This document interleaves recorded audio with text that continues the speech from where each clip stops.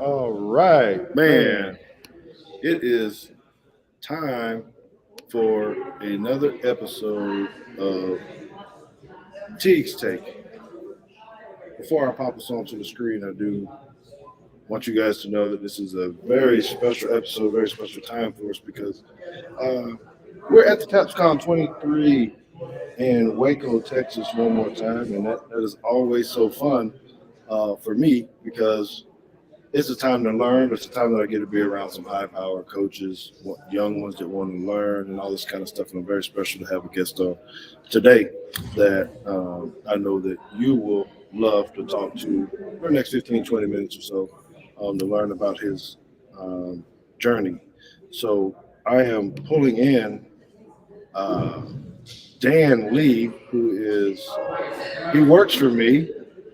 He is a tremendous coach, a tremendous person. I'm so glad that I found him. Dan Lee is a head basketball coach at John Paul II High School in Plano, Texas.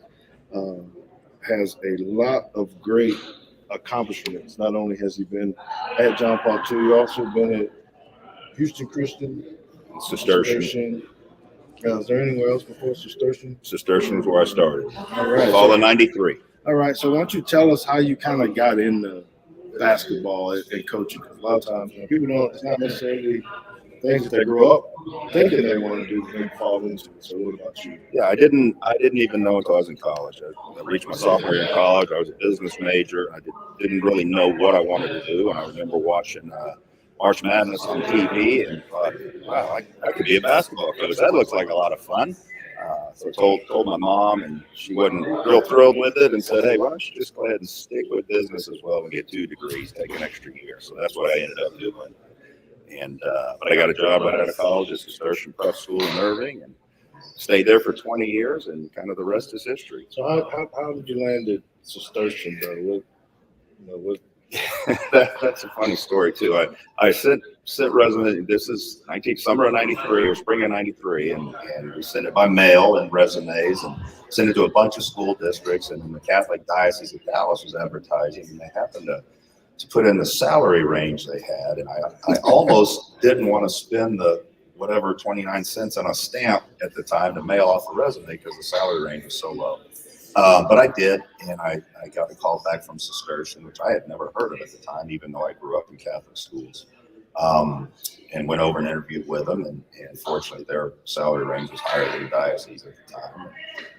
Got hired right there, and it was really a blessing. Phenomenal place to be. I was there for 20 years as AD and a boys basketball team, which was all boys school.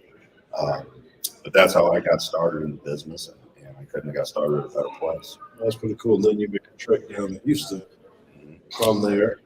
Right. Had a desire at some point. I was in my early 40s and thought, if I'm going to ever change schools, I got to do it pretty soon, or I'm going to stay here for 40 years, which would have been fine too. I went down to Houston as the AD at Houston Christian. It was a bigger school with a little broader athletics program, a co-ed school, and definitely one that has excellence in athletics and championships with the goals every year. So I was there for 5 years. Then I decided I wanted to come back to the Metroplex, and was very blessed and fortunate enough to meet you and end up at John Paul, where I came into a great situation with the basketball team. Like I tell folks, I didn't screw it up. So we've had a great run for 4 years, and look to continue that in the coming year. So what about the differences?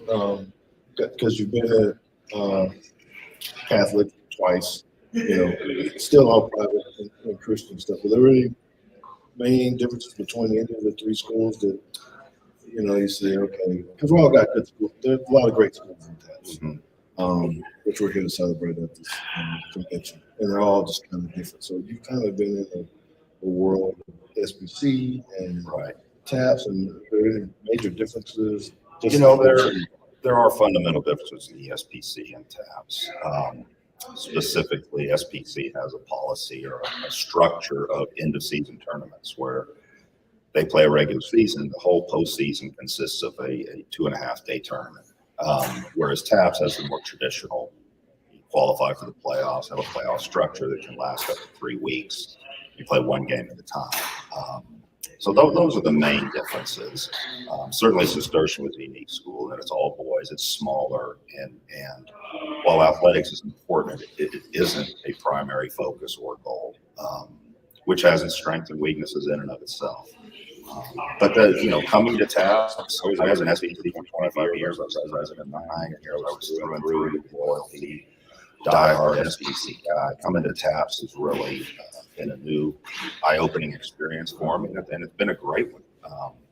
TAPPS is a much larger institution from top to bottom, and they do things differently. A little more focus on athletics and competitive nature, top to bottom, and the playoff structure and state tournaments are awesome experience to be a part of.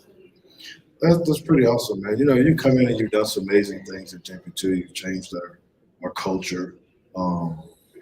I'm saying that not as in it was just bad before or something. Just the basketball history of JP2 has been good, but you've taken it to another level. You've been able to win a state championship, been in the Final Four, been in semis this past year. So if you had to say there's 3 things that you really try to focus on as a coach, to try to help build your teams, what could you give another aspiring coach to say, hey, these are 3 things that I always try to look at when I'm coming into somewhere new that I feel like I need to get on? Well, first of all, it starts with relationships. And I remember when I first got the job, I got an email from Nate Dominic, who was a rising senior, who's one of the more phenomenal young men I've been able to coach in my time. And he just welcomed me and said, we have one goal, that's to win state next year. They had never done it at JP2, and Nate was a senior, returning captain, and a leader. And so our relationship started by email. That he reached out to me in April before I moved back up here to Plano. So I would say relationships are first and foremost. They got to know you care about them. You got to develop that relationship off the court, and then everything on the court becomes much easier right there. Mm-hmm. And then a keynote speaker just a little while ago hit it on the head. You got to have a system. You got to have a plan in place. And I changed systems when I came to John Paul. I was blessed with an incredible, talented group when I came in. There's no question about it. But we implemented a system that played to their strengths. They were able to excel. We went 40-1 that year. I don't know that in fact, I do know I'll never top that record. And winning the first state championship in school history for the boys basketball program is really special. But having a system in place right there, and then holding kids accountable. Kids want to be held accountable. They're not going to tell you that, but deep down they want to. I mean, even at our age, George, we look back at, I guarantee you, if you have somebody who is your best teacher, they're not going to say the easiest teacher. They're not going to say the teacher that didn't give them any homework. They're going to say the one that challenged them, the one that pushed them, treated them with respect, but really demanded the best out of them. I know that's how I am. I remember those teachers from high school and college vividly to this day, at the young age of 54 that I am. And kids want to be held accountable. And when you do that, you're going to get great results, and you're going to get the respect. You may bump heads here and there, which I did with some of our players early on. But after that, it was smooth sailing. And that's what they want, whether they tell you that or not. And they respond to it, and they thrive under those guidelines. Well, I'm glad you said at the young age of 54, because we're all feeling young right now. I think that's a great thing to do. You do a really, really good job. So I want to make sure that I rehash that and say what he has said is it's really important about relationships, having a great system that fits the players that you have, and then having accountability amongst the players on the team. Because it's right. And that's kind of definitely a reason that we wanted to have Coach Lee come in, coach for us. We're very grateful that you are with us, that you're here, because it's a big visionary. So from our standpoint, from JP2, I can say this now because we're talking about JP2 in our school. It's a great place to go to school. You get a lot of great things there. You get faith. Of course, our academics are outstanding, and then really thrive very well with athletic and fine arts areas too. So if it is somewhere that you are interested in, or if you have children or someone that wants to be a part of it, and head on over to our website and check it out. I could speak to that as a parent as well. My son came up here with me and spent 2 years at John Paul, and was on the baseball team and is now playing college ball. And he's very well prepared for college academically, time management wise, doing very well at Trinity University. And so, from a parent perspective as well as an administrator perspective, I can speak to the quality of education that all young men and women get at John Paul. Yeah, that's awesome. That's awesome. Thank you for reminding me. I should have brought that up at the beginning that you actually had a kid there. Okay, so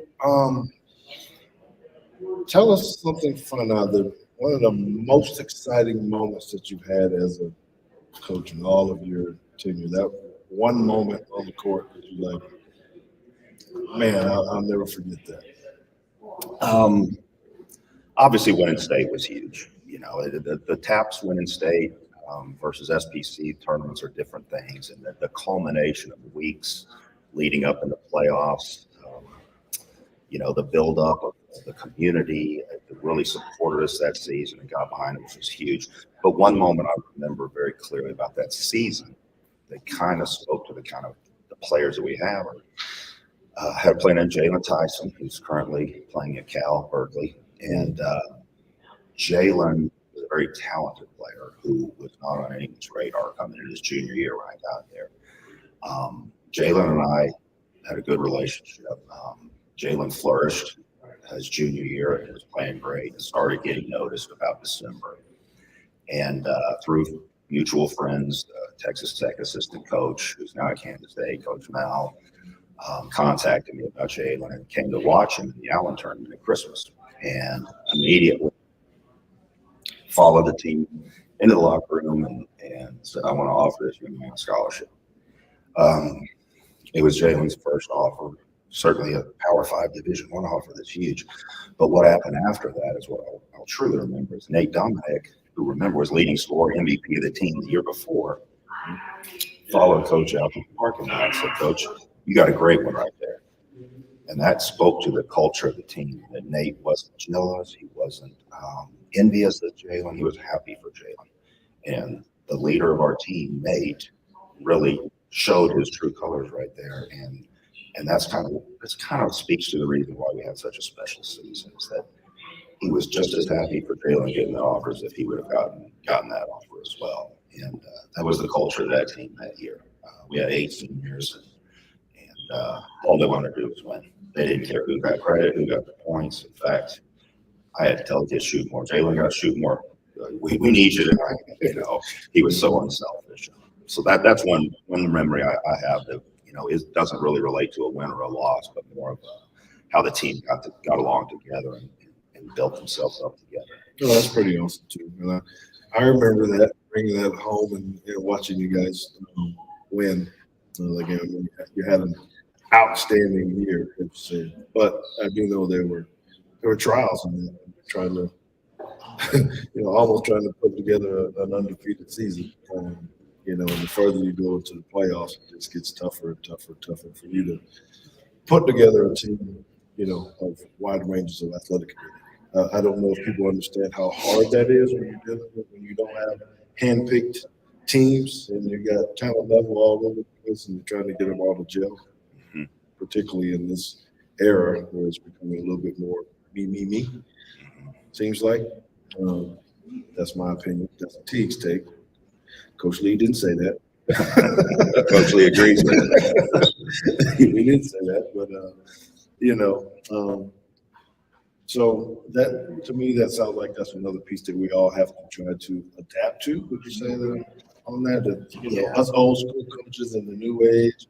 Yes, and I'll be honest. The first year wasn't terribly difficult with that because the kids had been together and they really got along together and they had a common goal and they support each other. My third year, we won state again. It was substantially more difficult. We had new players come in that were very talented, very highly regarded, and we kind of had to build them up together, and that took some time. We started off with the TAPPC tournament in the summer of that year, and we went 0-3, and frankly, I think lost all 3 games by over 20 points. And, everybody like, what the heck's going on? And it was like, we played at Duncanville. It's like I went out Camp Wisdom Road and grabbed 10 kids and said, come on and play. We just weren't on the same page. And that takes time. We really did get it going that year until our Christmas tournament in Las Vegas at Arcane Class. We took second in a very talented bracket and beat some really quality teams from the West Coast. And then we really started to hit our stride. But that year was a lot more difficult in trying to balance egos and personalities and roles and all of those type of things that we were able to do, about midway through the year. But there were definitely some bumps along the road. Mm-hmm. Okay. And I do need to apologize because of his screen. It actually has my Twitter address. I need to switch that. But you can actually find Coach Lee. His personal Twitter handle is @Coach underscore. You probably don't even know. @Coach Dan underscore Lee. Right, that's Coach it. Dan. I forgot about the underscore. underscore Lee. So if you do want to follow him there, or you can get to the JP2 Twitter handle just to see what's going on. Which is basketball team too. We love that. So we got just a few more minutes with Coach Lee. I just want to go ahead and say we will take a short break when I get finished. Then we're going to have Henry Thomas come on afterwards. He's a longtime coach of Gainesville State School. I don't know how much you know about that school and the difficulties there. He's now a Hall of Famer guy, and the challenges that he has to deal with his team. He has to coach. It's totally different. That'll be something that you're definitely hear about. Okay. So, Coach, the tournament. So you've been to some pretty high-profile tournaments. Mm-hmm. I don't know if this could get you in trouble. Maybe I shouldn't ask that. About which one you like the most. Go ahead. Been in Madrid tournaments. You've gone to travel to Oregon. You've been to Vegas. We're in Hoop Fest. They're all kind of different, but they're all high profile. So similar to what I was saying about what kind of play did you, or a moment that you like. What about the tournament? Which one of those really just stand out and go like, oh man, this is. We love going to the Tarkanian Classic in Vegas, but it's really they have like 10 rackets. It's such a huge event that it is hard for any to get a whole lot of support or interest for any one game or event. We went to Oregon this past year, the Apple City Class. We were invited. They invite 2 out-of-state schools a year, and we were invited, paid for to go, and played at a local Colorado University, and the whole town rallies behind this tournament. I mean, they come out to the games, and we had our first game. We beat a really good team from Oregon, 99-93, and it was up and down, shooting threes. Both teams were really good. And in the second game, we played a team from California, the other out of state. Phenomenal. They beat us in overtime by 3. It was a great game. Huge crowd, and they just really supported this tournament. It was a big deal for this town. It's a Christmas tournament, and every year it's something they get a lot of support. They get passionate about. So that was really cool. We had one of our players, Bryson McLaughlin, won the dunk contest, and they make it special for you. It's one bracket, one 16-team bracket, and so every game's played at the same place. So it's kind of an old style tournament format. But it's a big event. The best teams from Oregon were there, 2 from California, and of course us from Texas. So that was probably the most fun, just because of the things they did. Got to tour Nike Town, which was awesome. Just a great experience. Got to go to the Nike employee store, and the kids, some of them had to buy an extra suitcase for all the gear they were bringing back and get everything at half price. That was a lot of fun going to Oregon. Oh, that's cool. That's cool. Now, AD didn't get to make that trip for some reason. I don't know what it was. Next time. Yeah, I think we fell short by a couple $100 of fundraising. but that's okay. Like the championship rings, those are. I'd rather have that. Those are nice too. They're doing that. So, well, Coach, just want to say I appreciate it, man. You do a fabulous job. Thank you. With our students, not just the basketball players, but everybody. One thing when you're working at a school like ours, well, they got what's the slogan on the end of our contracts? Other duties as assigned. Yes. Kind of thing. So a lot of duties. That's right. Wear a lot of hats. Yeah. So I did tell you that he's a basketball coach, but he's also the director of our leasing and rentals of all of our facilities. So he stays busy with that too. And people don't really know about all the other stuff. They think, oh, just have to throwing basketballs around and things, but that's not the truth at all. So I want to say that I appreciate you. Thank you, and thank you for trusting in us at JP2, bringing the child, baseball for us. Trajan Lee pitching at Trinity University, and this summer he's playing for the Vermont Lake Monsters up in Vermont, having a great experience there. And he's doing awesome. I love him. He's a great kid. And the last thing I want to add to George for our listeners out there. You're going to have success in your program. You got to have support from the president of our school, principal, faculty, and absolutely our athletic director. Coach Teague, you do a great job supporting programs, showing us your support, being there for us when we need you, having our back, and that's so crucial. Because if you don't have that, you're not going to be able to have any kind of sustained success in the school. That's paramount. You need to do it for us. Thank you for that. Well, I do thank you very much for those kind words. But I haven't forgot that you still got my credit card in the